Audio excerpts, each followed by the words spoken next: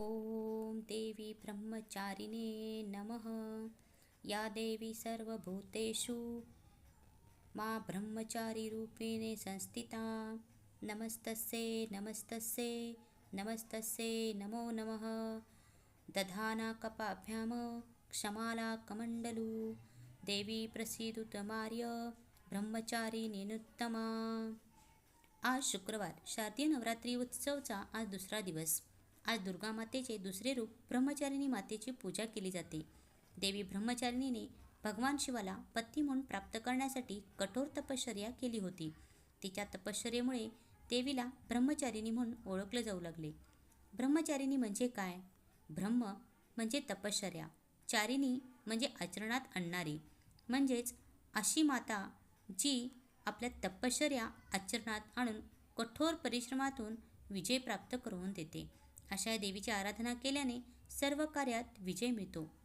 अशी ही माता पांढरे वस्त्र परिधान केलेली ब्रह्मचारिणी माता।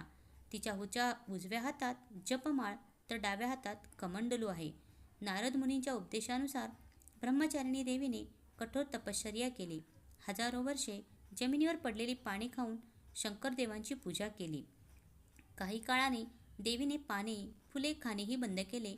त्यामुळे देवीला अपर्णा हेही नाव पडले। त्यावेळी सप्तऋषींनी त्यांना दर्शन देऊन आशीर्वाद दिला आणि सांगितले, देवी, तुमची तपश्चर्या पूर्ण झाली। आता तुमचे वडील तुम्हाला घ्यायला येणार आहेत। त्यांच्याबरोबर घरी जा आणि योग्य वेळी तुमचे भगवान शंकरांशी विवाह होईल। अशी ही देवी ब्रह्मचारिणीची पौराणिक कथा आहे। तुम्हाला ही कथा कशी वाटली नक्कीच सांगा आणि आपल्या चॅनेलला लाईक, शेअर आणि सबस्क्राईब करा।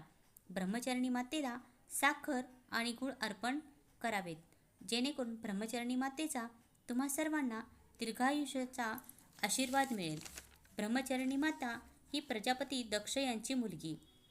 त्या जन्मात तिनं एका महान सतीचं काम केलं, म्हणूनच तिला अविवाहित देवी आणि ब्रह्मचारिणी रूपानं पूजलं जातं।